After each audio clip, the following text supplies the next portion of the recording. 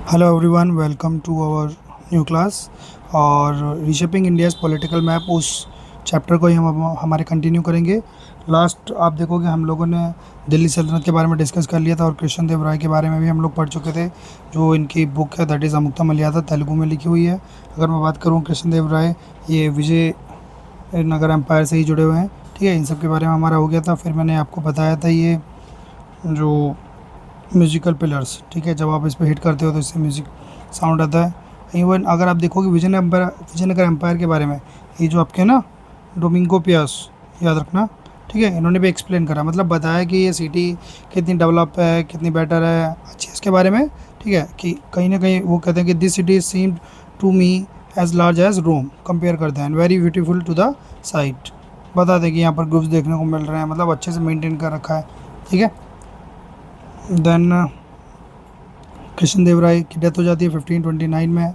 And आप देखोगे ये जो बैटल ऑफ तालिकोट है ना, बैटल ऑफ तालिकोटा होता है किसके बीच?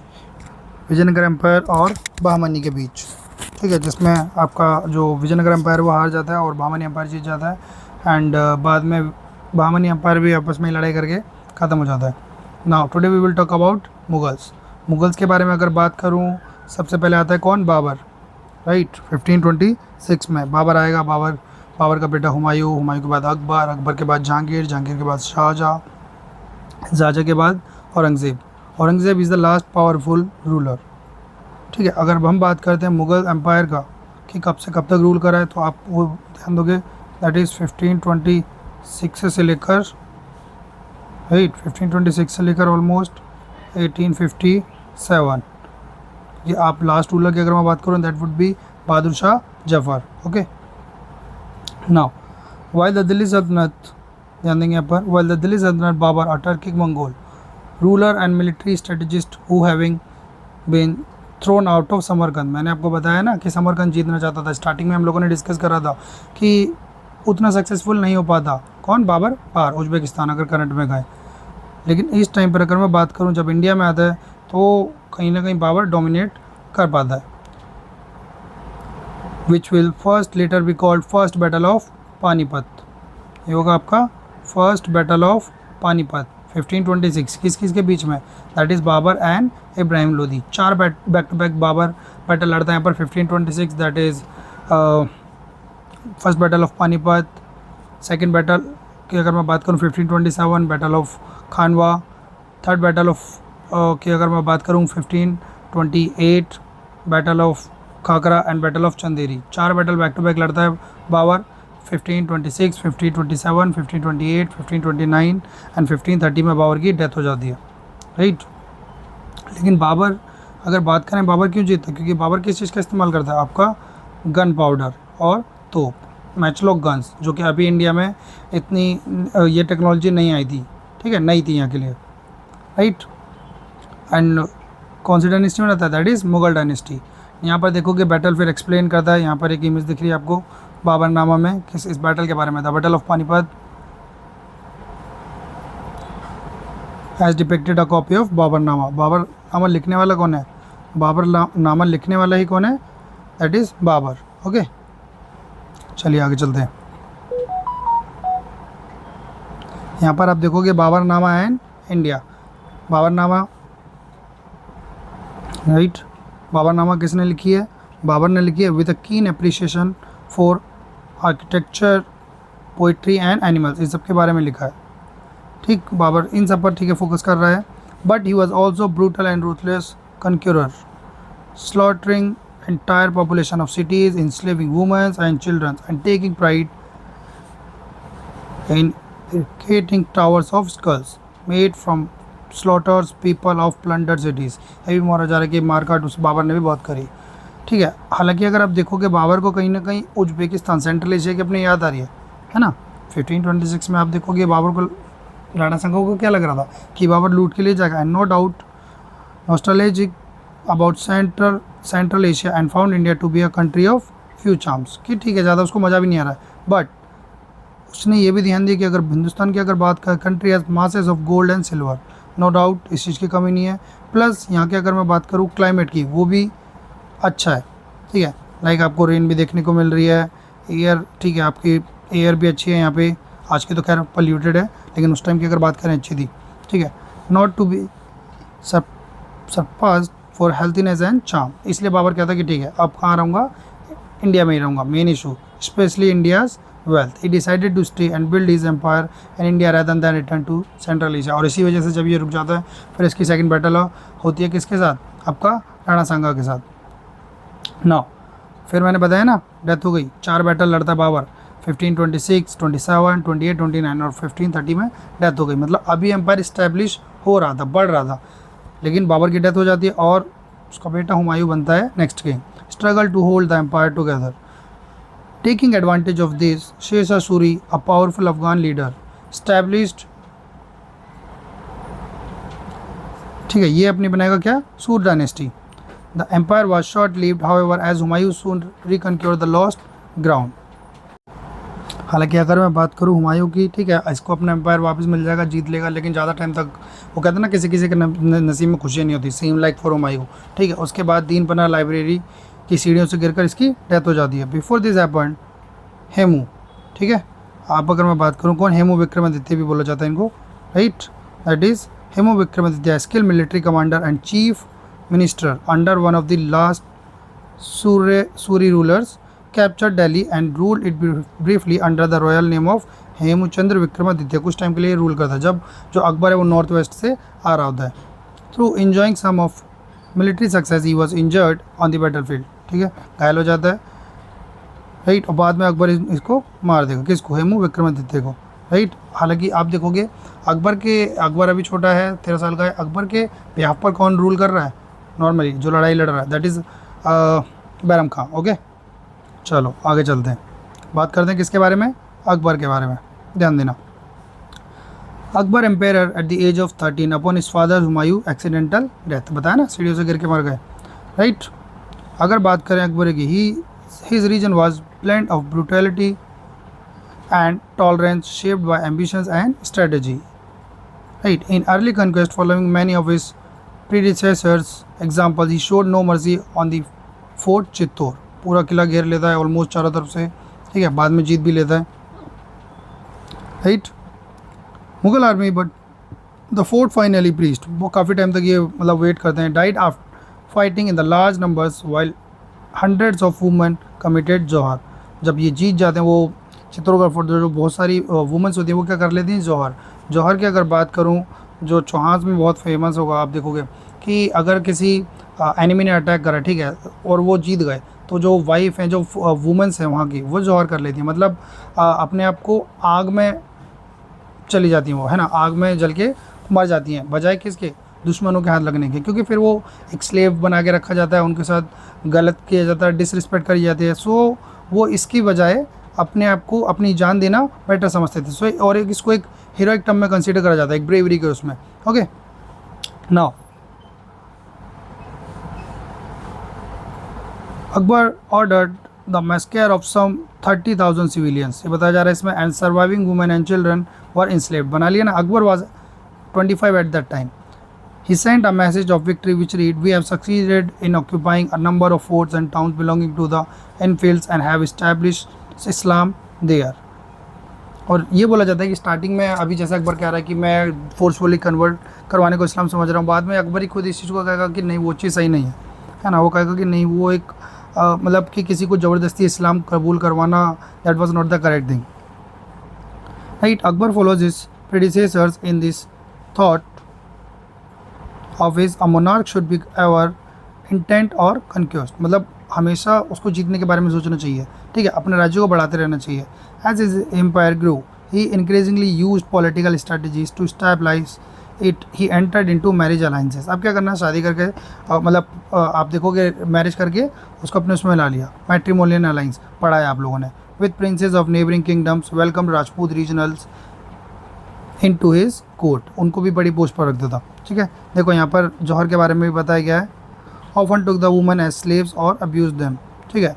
आप क्या करा, टर्किक और Mughal armies conquered the territory, they often took the women और स्लेव्स और abuse them. There are historical example of Rajput women jumping into mass fires, आग में कूद गए, टू अवॉइड बीइंग कैप्चर और इंस्लेव्ड, ठीक है, ताकि दुश्मनों के हाथ ही नहीं लगना। This jauhar was consider a heroic act of final resistance and a means of preserving one's honour, अपने सम्मान के लिए जान तक दे देते थे। ठीक है, अकबर की अगर बात करूँ, उसने क्या करा, जजिया को हटाया जो मुस्लिम्स पर नॉन मुस्लिम्स पर कर लगाया जाता था, and promoted the doctrine of सुलह कुल, मीन्स पीस विथ ऑल और टॉलरेंस ऑफ ऑल फेथ। ठीक है, सभी जन की रिस्पेक्ट करी जा रही है, जिसमें थ्रू इंटरफेथ डायलॉग्स, अपॉइंटमेंट्स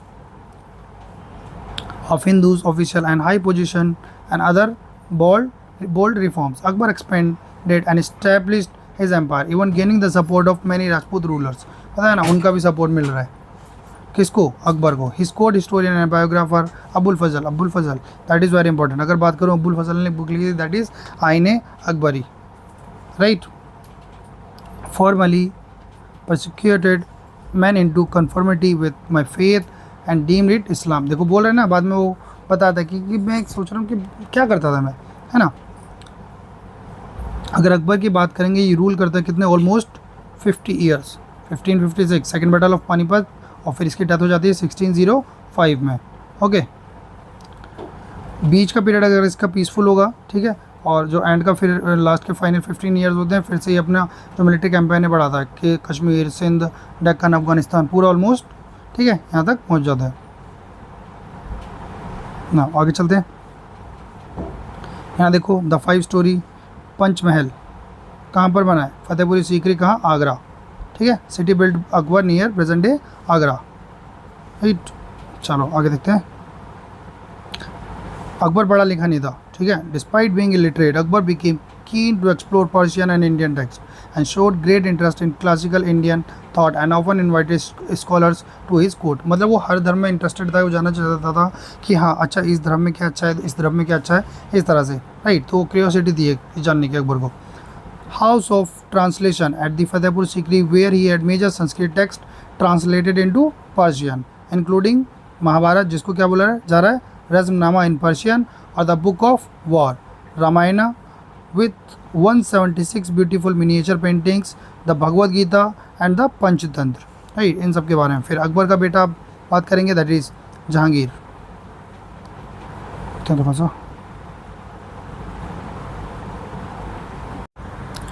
अब हम बात करेंगे अकबर के बेटे किसकी, जहांगीर की। जहांगीर, जिसको सलीम भी बोला जाता है, Jahangir shared with his father a love for art and architecture and tried to expand the empire into the Deccan. His son Shahjahan, ठीक है। अगर उसकी बात करें, इसका बेटा कौन है, Shahjahan, fought several rebellions in the best remembered as the builder of the Taj Mahal at Agra. अगर बताया जाए, ठीक है, आप देखोगे जो दिल्ली का रेड फोर्ट है, या फिर जामा मस्जिद है, या ताजमहल है, ये सारा बनाने का क्रेडिट किसको जाता है, that is Shahjahan. Okay, the Taj Mahal is even today recognised as one of the greatest architecture marvels of the world. 7 wonders में से आता है ना आपका Taj Mahal. This period formed the peak of immense flowering of arts and architecture. इस time पर ये अपने पीक पर हैं, which included the building of Humayun tomb, right, in Delhi, and the Red Fort in Delhi and Agra. ठीक है, अकबर की जो मदर थी, उन्होंने क्या बनवाया था, ये हुमायूं टॉम, हुमायूं की याद में। Other classical arts and music of India flourished during this period and also remarkable works of calligraphy and miniature painting। ये सारी मतलब आर्ट एंड कल्चर इस टाइम पर हमारे को देखने को मिलता है काफ़ी। ओके, नाउ अब हम बात करते हैं किसकी, Aurangzeb, the last powerful king of Mughal empire. ठीक है, बात करें अगर औरंगज़ेब के बारे में, ये 4 भाई थे, ठीक, जिसमें से शाहजहाँ बनाना किसको चाहता था, किंग, दारा सिखों को। ठीक है, शाहजहाँ जो है बीमार पड़ जाता है कब, 1657 में। तो तीनों भाइयों को लगता है कि जो दारा सिखो है ना, वो बता नहीं रहा, तो वो एक लड़ने के इरादे से कि हम अटैक कर देंगे पहुंच जाते हैं। लेकिन जो आपका शाहजहाँ है वो ठीक हो जाता है, और उसको लगता था कि जो राजा बनने लगे वो कौन है, दारा सिखो, लेकिन बंदा कौन है, औरंगज़ेब। ठीक है, क्यों, वो देखते हैं। Right, Aurangzeb defeated him in a series of battle, ठीक है, एंड एग्जीक्यूटेड हिम, इसको मार देगा। जो उसके 2 भाई होंगे उनको भी मार देता है, मतलब तीनों भाइयों को मार के आपका जो राजा बनता है वो कौन बनता है, आपका Aurangzeb. Right, remove his 2 other brothers, उनको भी हटा दे, he had one arrested and executed and drove the second into exile, उसको भी खत्म. To prevent further challenge to his rule, Aurangzeb imprisoned his son, father Shahjahan in the Agra fort, उनको भी डाल दिया जेल में, where he remained until his death. Aurangzeb crowned himself emperor in 1658, अपने आप को राजा बना घोषित कर दिया, ठीक है, कब 1658 में, and named himself आलमगीर, मतलब conqueror of the world, ठीक है. आलमगीर का मतलब क्या हो गया, कंक्यूरर ऑफ द वर्ल्ड, याद रखना. ही रूल्ड ऑलमोस्ट 49 ईयर्स, ठीक है. अगर एक और चीज़ है, जिंदा पीर किसे बोला जाता है, दैट इज़ औरंगज़ेब. ओके, चलो आगे चलते हैं. Aurangzeb skilled in military matters, conducted many campaigns, conquering parts of the south, in particular under his region the Mughal empire reached its greatest expansion, ठीक है. लेकिन औरंगज़ेब के टाइम पर आप देखोगे बहुत सारे रिवोल्ट भी होते हैं, जिससे इसको दिक्कत होती है, ठीक है. खासकर इस टाइम पर मराठास भी पावरफुल हो रहे थे. Aurangzeb had to spend the last 25 years of his life in fighting war after war in the Deccan, देखो ये प्रॉब्लम फेस कर रहा है. Maintaining large armies for those campaigns depleted the armies treasury and put a great strain on the administration. No doubt खजाना तो खाली होगा ना जब आप वार में इन्वॉल्व हो गए. Indeed this is often considered one of key factors in the rapid decline of Mughal power after Aurangzeb death in 1707, क्योंकि ठीक है उस टाइम तक कंट्रोल होता, फिर उसके बाद क्या, जैसे डेथ हो गई औरंगज़ेब की, और उसके बाद जो बाकी जो मुगल्स थे वो इतने पावरफुल नहीं रहे फिर, right. Aurangzeb who belong to Islam Sunni sect, दो होता ना, सिया और सुन्नी. सो औरंगज़ेब किससे बिलोंग कर रहा है, आपका सुन्नी संप्रदाय से, right, Sunni sect. Was deeply religious, he led and austere life and unlike Akbar observed all religious rituals and occasion. देखो अगर मैं बात करूँ अकबर की, वो सेकुलर टाइम में था, ठीक है, सभी रिलीजन को एक्सेप्ट कर रहा है, टॉलरेंस. लेकिन अगर औरंगज़ेब की बात करूँ, ठीक opposite, right. He gradually banned practices he regarded as un Islamic, ठीक है. ये जो म्यूज़िक वगैरह है इन सबको स्टॉप कर देगा, such as music and dance in court, कि ये सब नहीं होना चाहिए. री इम्पोज द जजिया, दोबारा से जजिया लगा दिया, जिस जजिया टैक्स को अकबर ने हटा दिया था, नॉन मुस्लिम पर लगता था ना. As well as pilgrimage tax, ठीक है, आप कोई तीर्थ यात्रा पर जा रहे हो उसका भी टैक्स दो. On Hindus travelling to other sacred places, ठीक है, वो ये भी टैक्स लगा दिया, जो अकबर ने दोनों टैक्स आपके हटा दिए थे. Now some scholars argue that Aurangzeb motives was primarily political, बोलते हैं कि नहीं वो पॉलिटिकली चीज़ें देख रहा है. They also give examples of grants and assurance of protection he gave to some temples, मतलब ग्रांट्स प्रोवाइड करें और हेल्प भी कर रहा है. In 1669, for instance, he ordered governors of all provinces to demolish schools and temples of the infidels and put down their teaching. देखो infidels, ये दूसरे उसको नहीं मान रहे ना, रिलीजन वगैरह को, मूर्ति वगैरह को, क्या कर रहे हैं, उनको तोड़ दे रहे हैं, हटा दे रहे हैं, right. Temples at Banaras, Mathura, Somnath, among many others were destroyed, as well as Jain temples and Sikh gurudwaras, इनको भी तोड़ा गया. This aspect of Aurangzeb was also visible in persecution of Muslim of other sect, including Sufis and the Zoroastrians, ठीक है, इन सब के against में भी ये चीज़ देखने को मिलती है. Now resistance to the Mughals, ऐसा नहीं है कि मुगल्स आराम से जीते, नहीं, बहुत जगह पर इनका विरोध भी हो रहा है, ठीक है, ऐसा तो नहीं था. और कई जगह ऐसा भी हुआ कि मुगल्स जो आर्मी है वो हार गई. Like now over the centuries many peasants communities rebelled against harsh exploitation, इनके अगेंस्ट में जो एक्सप्लॉइटेशन कर रहे हैं. One such case in the 17th century involve the Jat peasantry, किसके बारे में बताया मैंने आपका, Jat peasantry in present day western Uttar Pradesh, Haryana and eastern Rajasthan, who manage to kill an oppressive officer of the Mughal administration, मार दिया उसके ऑफिसर को. In a subsequent battle, 20,000 men confronted the Mughal army and fought valiantly, but their Jat leader was killed and the rebellion suppressed. देखो आप बहादुरी से लड़े लेकिन जो लीडर है उसको मार दिया जाता है, ठीक है. Many tribal groups like Bhils, Gonds, Santals, Koches, for instance, also fought back against attempt to annex their territory or impose taxes on them. क्या आप उनकी ज़मीन कब्जा करने की कोशिश कर रहे हो या फिर टैक्स लगा रहे हो, तो इसके चक्कर में वो लोग भी विद्रोह करते हैं, किसका, मुगल्स का. देखो कुछ को होगा कि आपने हरा दिया या कुछ को आप कंट्रोल नहीं कर पाए, ठीक है. ये दिल्ली सल्तनत या फिर मुगल एम्पायर के टाइम पर हमारे को देखने को मिलता है. स्पेशली दोज इनहेबिटिंग फॉरेस्ट, जो कहाँ पर रह रहे हैं, specially those inhabiting forested hilly और remote regions manage to maintain some degree of independence. ठीक है। इसमें से कुछ हैं जो सक्सेसफुल रहे, ठीक है, किसके, मुगल्स के अगेंस्ट में, लेकिन कुछ हैं जो अपना विद्रोह इस तरह से नहीं किया, सक्सेसफुल नहीं रहे और हार जाते हैं, ठीक है। उसमें से अब बात करते हैं किसके बारे में, एक दैट इज़ रानी दुर्गावती। इसके बारे में बात कर रहे हैं हम, Rani Durgavati. Rani Durgavati is remembered as the valiant queen of Garha kingdom, ठीक है, एक बहादुर रानी के रूप में जाना जाता है। One of the Gond kingdom, ये किससे बिलोंग कर रही हैं, Gond kingdoms in central India, right. इनके पास आर्मी थी कितनी, 20,000 सोल्जर्स, ठीक है, 20,000 soldiers and 1,000 elephant with which she repelled several attempt invasions, ठीक है। कौन आक्रमण कर रहा है, Mughals. One general sent by Akbar attack her kingdom in 1564, ठीक है, अटैक करता है।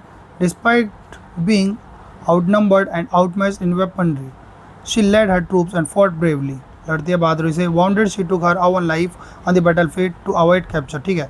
अब जब पता चल गया कि नहीं जीत सकते तो खुद को ही मार लिया। शी वॉज ओनली 40, कितने साल की थी वो, बस 40। She sacrifice and became a symbol of regional pride and resistance and she is still revered as a heroic figure of Indian history, right. को किसकी बात करी मैंने, आपका रानी दुर्गावती। कौन सी किंगडम से बिलोंग कर रही है, ग्रह किंगडम। किससे जुड़ी हुई है, that is Gond community, right. Now surge of Rajputs, ठीक है। अब आप बात करेंगे कि राजपूत धीरे धीरे कैसे बढ़ रहे हैं यहाँ पर। Because of their location in the north west India and the proud tradition they inherited from earlier dynasty such as Pratiharas. अगर मैं प्रतिहार्स की बात करूँ, मैंने आपको बताया था लाइक यहाँ पर हो गए प्रतिहार, यहाँ पर हो गए राष्ट्रकूट, यहाँ पर हो गए आपके पाल, है ना। राष्ट्रकूट जाते थे, प्रतिहार को हरा के आ गए, राष्ट्रकूट गए, पाल को हरा के आ गए। इससे क्या हो रहा था, ये जो बार बार अटैक कर रहे थे, पाल जो आपके प्रतिहार हैं ये कमज़ोर हो गए थे, और जब ये वीक हो गए थे तो कहीं ना कहीं नॉर्थ से आपके जो नॉर्थ वेस्ट से एंट्री शुरू हो गई थी, okay. Now because of their location, मैंने आपको बताया dynasty such as Pratihara who had resisted the Arab invasion, रोक रहे थे ना ये, of Sindh a few centuries earlier. The Rajput were often battling the invading forces from beyond the subcontinents. They had rebuilt their kingdom after Khilji conquest. Two major clans emerged in this process. ठीक है, ये भी बढ़ने लगते हैं वापिस in the Mewar and Marwar region, दो जगह पे बढ़ रहे हैं। कौन कौन से, Mewar and that is Mewar and Marwar region, इन दो जगह पर बढ़ रहे हैं। राणा कुंभा, ठीक है, इनके बारे में बात कर ली। राणा सांगा, इनके बारे में बात कर लीजिए। इनकी 1527 में किससे बैटल होती है, बाबर से, राइट। राणा जो चौहान टाइटल लेते थे, है ना, याद है ना। Now unified several Rajput clans, won many battles against sultan, ultimately meeting defeat against Babur in the battle of Khanwa, है ना, राणा सांगा। प्लस इसके बारे में अगर बात करूँ अलग से, that is also Maharana Pratap, ठीक है, रिफ्यूज टू एक्सेप्ट, ये जो मुगल्स के अंडर है ना, एक्सेप्ट नहीं कर दे, ठीक है। और इसी के उसमें हमारे को एक बैटल देखने को मिलता है 1576, हल्दी घाटी का युद्ध, राइट।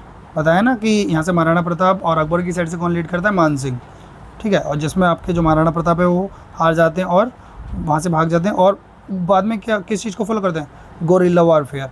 गोरिल्ला वारफेयर की बात करूँगा कि एक टेक्निक है, ठीक है, लड़ने की, a style of fighting where small groups with knowledge of the terrain carry out surprise attack and ambitious defeat bigger armies, ठीक है। टेरेन अगर आप देखोगे जंगल या पहाड़ी इलाके में, ठीक है, उनको नॉलेज नहीं है, बट अगर गोरिल्ला वारफेयर की अगर बात करूं, ठीक है, अभी आप देखोगे एक ट्राइबल कम्युनिटीज़ के साथ मिलकर भी सपोर्ट करते हैं। देखो यहाँ पर दे रखा है the Mewar envelope with a Bhil warrior on the left, Bhil community के साथ मिलकर, ठीक है, जिनकी महाराणा प्रताप से अच्छी दोस्ती है, ठीक। तो वहाँ पर मुगल आर्मी उस चीज़ से नहीं जीत पाती।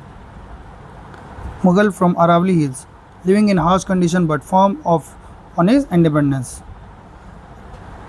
It is noteworthy that Maharana Pratap received strong support, बताया ना भी, from the Bhils, who not only joined his troops as archers but also contributed with knowledge of the terrain. अब बहुत जानकारी दे रहे हैं यहाँ की कि किस तरह से लड़ सकते हैं, ठीक है। जंगल में अगर तुम्हें पता ही नहीं है कि कहाँ से कौन सी जगह जा रही है, कहाँ पर आप सेफ हो, तो लड़ पाओगे, नहीं लड़ पाओगे। लेकिन जिसको नॉलेज है वो बेटर कर पाएगा ना, of course. Their services other occasion too earned them a respected place in Mewar's military tradition as Mewar envelope shows। देखो महाराणा प्रताप के साथ है ना कौन, Bhil warrior, okay. Now during Aurangzeb's region several Rajput nobles rebelled, ठीक है, विद्रोह कर दिया उन्होंने, including Durgadas Rathore of Marwar who fought to protect the independence of Jodhpur. Mughals authority thus remain limited in Rajasthan. ठीक है, अब हम बात करते हैं अहोम्स की। अब किसके बारे में बात करेंगे हम? Ahoms. In the 13th century the Ahom ethnic group migrated from present day Myanmar to the Brahmaputra. कहाँ से माइग्रेट हो गया है? म्यांमार से। Valley, Brahmaputra valley, and form the Ahom kingdom there. क्या बनाया? Ahom kingdom, right. During both the Sultanate and Mughal period, the Ahom rules offered stiff resistance to attempt at expansion into the northeast। ठीक है, न Mughals को न इन्होंने आगे नहीं बढ़ने दिया, बिकॉज उनका एक यूनिक टेक्निक है, दैट इज पेक सिस्टम। क्या है ये? Paik system, right. Called an every able bodied man to provide services to the state through labour और मिलिट्री ड्यूटी। ठीक है, मतलब आपको सर्विस देनी ही है, राइट, फॉर लैंड राइट्स। अगर आपको लैंड राइट्स चाहिए तो आपको सर्विस देनी पड़ेगी। अब इससे क्या हो रहा है? ठीक है, आपके पास परमानेंट आर्मी भी नहीं है, लेकिन आप खुद की सिक्योरिटी भी कराओ। This allowed the rulers to create public infrastructure and maintain a large standing force without a permanent army. Clear? चलो आगे चलते हैं। Over time Ahom assimilated the local culture, promoted agriculture, encouraged diverse faiths and contributed to the rich tradition of Assam। ये इसमें असम का अहोम का role देखने को मिलता है हमारे को। In the 17th century when Aurangzeb sent Mughal forces briefly capturing the Ahoms।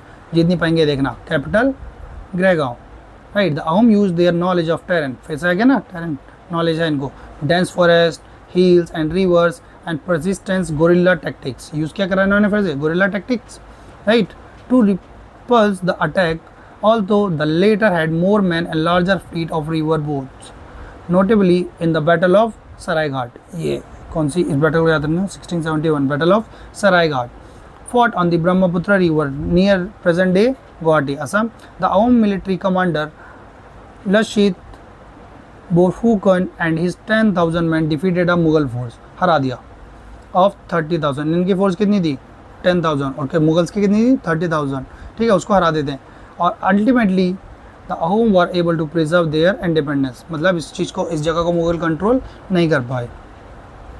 ठीक है, यहाँ पर बताया गया अहोम्स आर्मी के बारे में। Ram Singh the general of Mughal army, ठीक है, यही बता रहा है, praise the Ahom warriors in the these terms।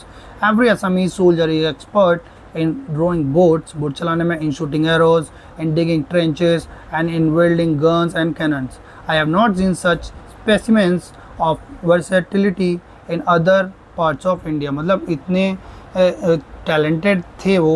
अगर मैं बात करूँ आर्मी इन आर्मी सेंस, ठीक है, फाइट की उसमें, तो इसकी तारीफ कौन कर रहा है? आपका राम सिंह, जो कौन है? General of Mughal army, right. यहाँ पर देखो दिखा रखा है, वोट को ये लीड कर रहे हैं ना यहाँ से। अगर ये बात करूँ, यहाँ पर भी लीड कर रहे हैं, statue depicting Ahom warriors during the battle of Saraighat. Okay, चलो अब next that is rise of the Sikhs. ठीक है, आप देखोगे 10th सिख गुरु हैं। अगर मैं बात करूँ यहाँ पर कितने सिख गुरु हैं? 10। ठीक है, 11th में अगर बात करूँ फिर वो जो आपकी बुक आ जाती है आदि ग्रंथ, ठीक है, religious book. Now in 15th century Punjab Guru Nanak, first Sikh Guru, spread the message of equality, compassion and the oneness of God, Ek Onkar, right. His followers came to be known as Sikhs, और इनके फॉलोवर्स को क्या बोल रहे हैं हम? सिख। देखो अगर मैं बात करूँ सिख, जो ये पूरा स्पिरिचुअल मूवमेंट है, लेकिन जब आपके क्लैशेज होने लगेंगे कहीं ना कहीं, तब आपको फिर मजबूर होना पड़ेगा वो खालसा क्रिएट करने के लिए। The later Sikh gurus had to respond to growing intolerance and persecution under some Mughal rulers, क्योंकि स्टार्टिंग में इनके मुगल्स के साथ रिलेशन अच्छे हैं, जो बाद में आपके ख़राब हो जाते हैं। When emperor Jahangir found out that Guru Arjan had supported his rebellious सन, ठीक है, he had Guru Arjan Dev torture करके मार देते हैं किसको? गुरु अर्जन देव को, 5th Sikh Guru. This promoted Guru Arjan sun and successor गुरु हरगोबिंद, ठीक है, जो आपके उसके बाद हैं, जो to introduce martial training and form a Sikh army which fought several battles against the Mughal forces. Okay, आगे चलते हैं। ठीक है, यहाँ पर आप देखोगे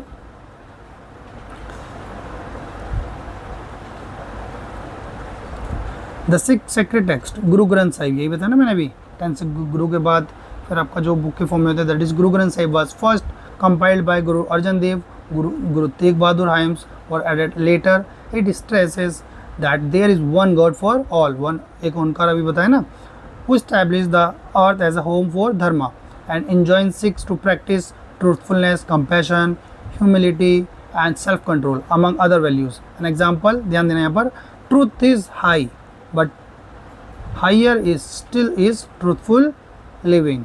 ठीक है चलो यहाँ पर फिर हमें को देखने को मिलेगा इन 1675 a group of Kashmiri Pandit approached to गुरु तेग बहादुर इनके पास आए seeking protection from religious prosecution धर्म के नाम पर जो मारा जा रहा है ठीक है तो ये आते हैं इनके पास ठीक है हेल्प मांगने के लिए the Guru decided to stand with them and court martyrdom arrested Aurangzeb ने इनको अरेस्ट कर दिया order him to convert to Islam और फोर्स करता है कि इस्लाम में कन्वर्ट हो despite torture and despite witnessing 2 of his disciples being tortured by death to death मार दिया इनके सामने the Guru refused of on Aurangzeb order लेकिन वो नहीं मानते वो मना कर देते हैं ही वॉज पब्लिकली बिहेडेड इन चांदनी चौक ठीक है जो आपने देखा होगा एक वहाँ पर गुरुद्वारा है gurdwara Sheeshganj and response is son Guru Gobind Singh 10th last Sikh गुरु ये आपके 9th सिख गुरु और ये आपके कौन से हैं 10th Guru Gobind Singh the 10th and last Guru establish the Khalsa a martial brotherhood यहाँ पर इन्होंने क्या फॉर्म करा खालसा मैंने बताया ना कॉन्फ्लिक्ट हो रहा है आपके किसके साथ मुगल्स के साथ अ मार्शल ब्रदरहुड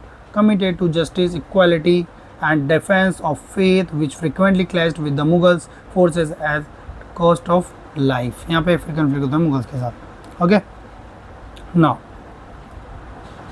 देखो यहाँ पर आ गया ना आपका gurdwara Sheeshganj Sahib in Chandni Chowk the famous shopping area in Delhi Chandni Chowk में ना लाल किले के सामने ही ठीक मेन गेट पे गुरु तेग बहादुर the 9th Sikh Guru was beheaded by Aurangzeb in 1675 this historic gurdwara is uniquely honoured by the Sikh regiment ठीक है किसके द्वारा ऑनर करा जाता है सिख रेजिमेंट अच्छा ये वही है जो रिपब्लिक डे पर जो सिख रेजिमेंट वहाँ से निकलता है फिर परेड में which has saluted it before the president in the Republic day parade each year since 1971 it stands a powerful symbol of faith and sacrifice in Indian history चलो आगे चलते हैं अगर आप देखोगे मुगल एम्पायर धीरे धीरे जैसे कमज़ोर होता जा रहा है मराठा एम्पायर आपका मजबूत होता जाएगा okay Mughal Empire declined especially under the onslaught of the Marathas. Sikh confederacies emerged in the Punjab region. They were ultimately unified through the efforts of Maharaja Ranjit Singh. मैंने इनके बारे में पहले ही बताया आपको ठीक है इनकी ये यूनाइट करते हैं सबको किसको ताकि 12 मिसलों में फिर इनका जो पंजाब होता है 12 मिसलों में होता है सब किसके अंडर काम करते हैं महाराजा रणजीत सिंह के At the turn of the 19th century, Ranjit Singh's military acumen, diplomatic skills, and religious tolerance allowed him to establish a strong, centralized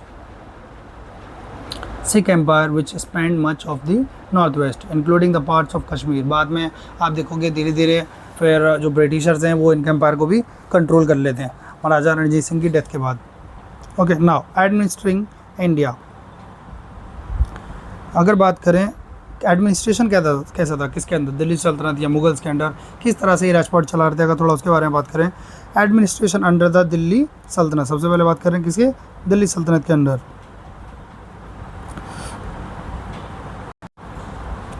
political system अगर बात करूं सेंटर्ड किस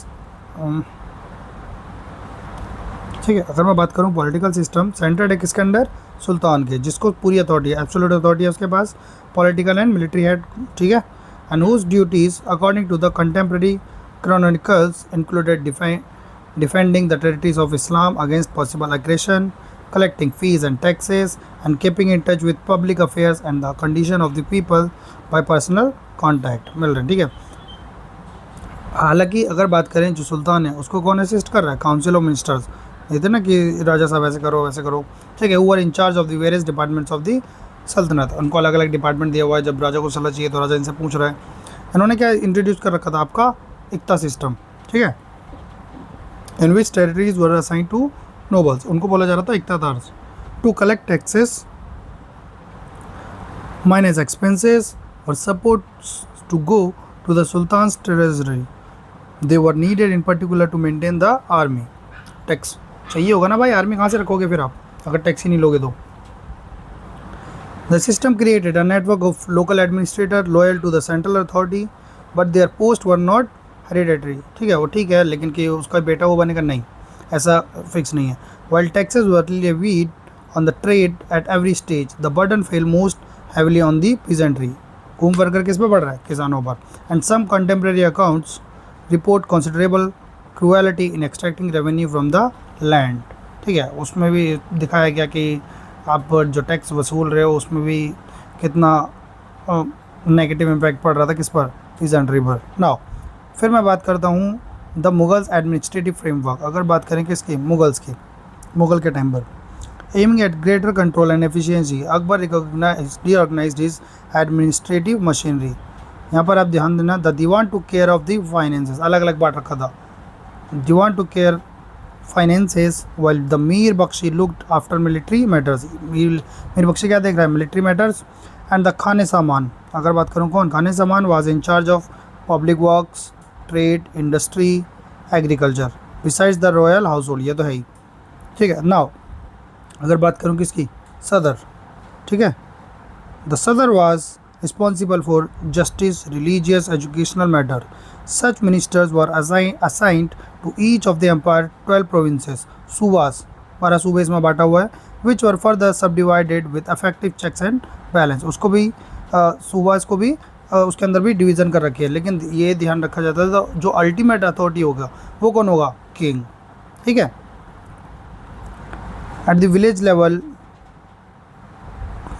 traditional structure of self-governance continued more or less undisturbed. चलो आगे चलते हैं. Akbar also introduced mansabdari system, है ना, जो जितने ज़्यादा मनसब वो उतने ज़्यादा powerful. As Abul Fazl recorded in his Ain Akbari. आइन अकबरी याद रखना किसने लिखी, अबुल फजल, इंपॉर्टेंट, ठीक है.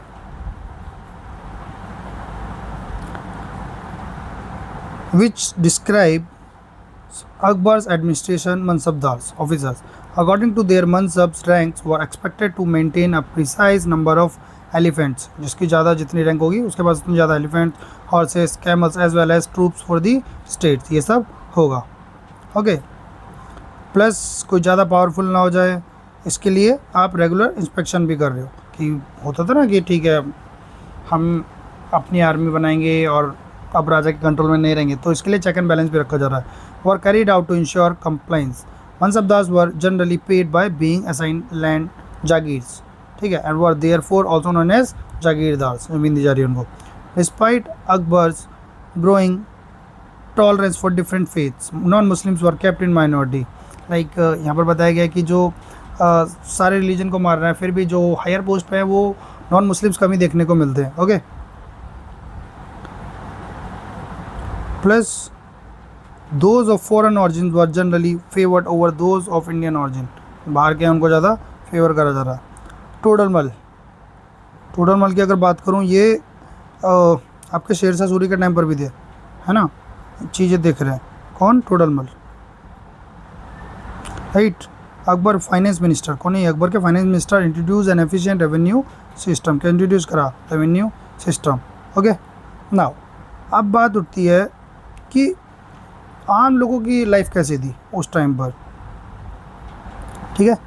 अब बात करते हैं आम लोगों की. ये जो पूरा टाइम पीरियड हमने बात करा ना, 13 to 17 centuries. India witness vibrant economic activities thanks to its agrarian foundations, thriving artisanal industries, community-based and temple-based economies, and extensive trade networks. Hey, building on decentralized economic and social systems such as shrenis, guilds, jatis, professionally defined communities, ठीक है, कि किसका क्या काम होगा, system for credit and subcontinent remain one of the wealthiest region in the world, okay. चलो आगे चलते हैं. यहाँ पर देखो, ये आम लोगों के लिए सिंचाई करने का उसमें दिखा रखा है. प्रोग्रेस इन इंफ्रास्ट्रक्चरल वर्क्स, ये देखने को मिलता है, specially road in the north in India, ये सब बन रहे हैं, ब्रिजेस बन रहे हैं, a few canals and other irrigation works apart from the creation of new cities. ये सब हमारे को देखने को मिलता है, right. The Mughals will use a different system with a रुपया, क्या इंट्रोड्यूस करा, रुपया. हालांकि रुपया इंट्रोड्यूस करने वाला कौन है, Sher Shah Suri, of silver and dam of copper. Now a Persian wheel, देखो यहाँ ये रहा ना, a Persian wheel use to draw water from wells और टैंक्स टू इरीगेट फील्ड्स, ठीक है, उनको सिंचाई करने के लिए, खेतों वगैरह में पानी पहुँचाने के लिए ये यूज़ कर रहे हैं टेक्नोलॉजी। प्लस इसके अलावा आप देखोगे कि किसको जैसे ज़मीन दी गई है, ये जो दिखा रखा है कॉपर प्लेट में, ये सब right. A Vijayanagara land grant inscribed on a copper plate and equivalent by modern day of property deeds, कि ठीक है ये आपको दी गई है ज़मीन इस तरह से। Okay, agriculture was mainstay of the Indian economy. No doubt, we have already seen how rulers relied on agrarian revenue to maintain their administration and military, typically extracting land revenue at 1/5 of the produced. कितना उसका 1/5, through some of the sultans raised at as high as 1/2, पूरा आधा ही ले रहे हैं, 1/2 कर दिया। Right, the expansion of the irrigation system increased agriculture productivity, allowing for the production of multiple crops. System अच्छा है तो ठीक है, आप मल्टीपल क्रॉप्स कर पा रहे हो, including both food, rice, wheat, barley, pulses, sugar cane, spices, ठीक है, ये सब and non food items, non food items like cotton which fed a thriving textile production, silk, wool, dyes, timber, jutes etcetera. Okay, आगे चलते हैं।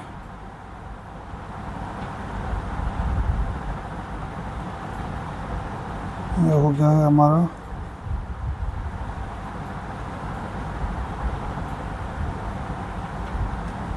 Lives.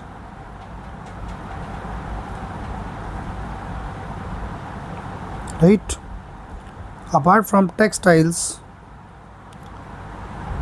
craftspeople made a wide range of products like from weapons to utensils to ornaments and jewelry items, सारी चीज़ें बन रही हैं। Shipbuilding, essential for rivers and overseas trade, developed considerably in those centuries. Indian goods were exported through coastal and riverside towns such as Calicut, Mangalore, सूरत, मसूलीपट्टनम और हुगली, यहाँ से export कर रहे हैं हम बाहर के लिए। Indian imported much less than it exported, ठीक है, इम्पोर्ट कम हो रहा है, like imported products, port product like included जैसे silk, horses, metals and all kinds of luxury goods. Merchant from Arabia, Persia and central Asia settled in Indian ports, यहीं पर ये बच गए, contributing to the bustling trade activity. Okay, now hundi एक kind of check की तरह ये system है, राइट। अगर बात करूँ कि आप फिजिकल पैसे रियल में मनी नहीं दे रहे, बस लिख दिया कि ठीक है इतना था, और वो चीज़ जो जिसको दोगे वो मान भी लेगा। द हुंडी system also enable merchants to transfer fund across political boundaries without physically transporting currency। देखो पैसे नहीं दिए है ना, लेकिन फंड चला भी गया, मेकिंग them less vulnerable और to plunder, ठीक है, कोई बीच में लूटपाट करेगा तो ऐसी दिक्कत ही खत्म। Trade as communities such as the Marwadis became adept at operating across different political regimes, developing parallel system of credit and trust that function independently on official structure. देखो यहाँ पर आ गया ना हुंडी, मैं भी बता रहा था आपको। Hundi was a written instruction to make payment to an individual, ठीक है, लिख के दे दिया। It could be carried across political borders and enabled financial transaction without the need to carry currency, a precursor to modern banking, ठीक है। This system worked across trade networks without the participation of the ruling classes, ठीक है, आपस में ये traders का चल रहा है system. Temples as centres of economic activities, ऐसा नहीं सिर्फ वर्शिप हो रही है वहाँ पर, उसके अलावा भी काफ़ी सारे एक्टिविटीज़ हमारे को देखने को मिलेंगी इसमें टेम्पल्स वगैरह में। They also created ecosystem with bustling markets, ruling classes donated and land and wealth दान टू टेम्पल डिटेल्स, ठीक है, held in trust bye temple managers who developed communities infrastructure, irrigation system, tanks etcetera and Pilgrim accommodations, रहने के लिए आप धर्मशाला वगैरह बना रहे हो, and chatrams. Temples provided merchants with credit and funded internal as well as maritime trade, ठीक है, ये सब पैसा भी दे रहे हो आप ट्रेड करने के लिए। While early period saw prosperity, the late 1600 witnessed economic stress. Peasants were often left with a small share of their produce. सारा तो बेचारा peasants पर पड़ रहा है, बेचारा को कुछ बच नहीं रहा। After tax and payments to intermediary parties, इनको भी देना पैसा, इनको भी देना है, टैक्स भी देना है, फिर जिससे फसल उगाने के लिए लोन लिया उसको भी देना है। This caused many to lose their land and become bonded labor, ठीक है, वो बंधुआ मजदूर टाइप में, ठीक है, लिख के दे दिया, बन गए बेचारे, क्या करें। Historians suggest craft peoples and labourers too often face harsh economic condition, उनको भी ये प्रॉब्लम फेस करने पड़ती हैं. India was still a land of abundance as testified by many Arab and European travelers, but the wealth was largely concentrated in the hands of the rulers. उन्हीं के हाथ में जा रहा है सब मेन, राइट, या फिर जो उनके कोर्ट में courtiers, high official and the merchant class. Frequent warfare in addition caused forced displacement of population. Now, at the level of common people, there were instances of clash, especially over sacred sites that had been discredited or destroyed under rulers and sanctions. But by and large, people of different faiths and communities lived peacefully side by side, economically dependent on each other. ऐसा नहीं है कि ठीक है एक तरफ राजा महाराजा ये जो टेम्पल तोड़ रहे हैं और राइट और एक दूसरे को नुकसान पहुंचा रहे हैं, रिलीजियस एक जो है एक रिलीजन दूसरे रिलीजन को टॉलरेट नहीं कर रहा, लेकिन साइड बाय साइड हमारे को ये भी देखने को मिल रहा है जो आम लोग हैं वो साथ में रहने peacefully, right. Then, during this period of frequent reshaping of the political map, India faced serious challenges but survived. It is a tale not only of hardship but also of resilience. Through the sword when the occasion demanded, ठीक है जब ज़रूरत है लड़ाई की हुई है, but also through fresh creation in art, literature, spirituality and timeless values. ये सभी चीज़ें हमारे को भी देखने को मिलती हैं.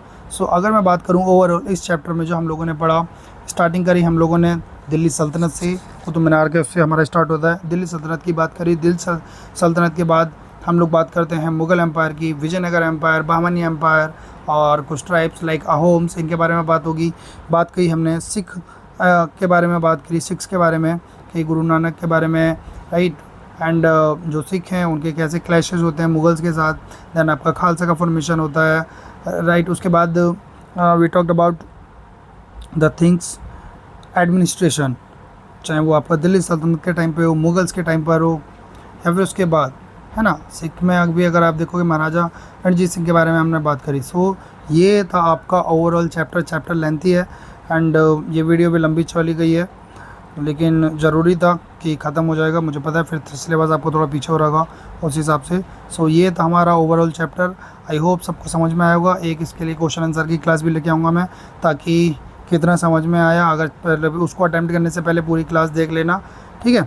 एंड बुक देखना. अब आई होप सबको क्लियर होगा. कहीं किसी का कोई डाउट हो तो पूछ सकता है और कमेंट में बता सकते हो कि समझ में आ रहा है या नहीं आ रहा है या क्लास कैसी चल रही है, ठीक है, ताकि मुझे पता लगे कि ठीक है सब all is going well, right. चलो अभी के लिए ये क्लास यहीं पे ख़त्म करते हैं. तब फ़िलहाल के लिए बाय बाय.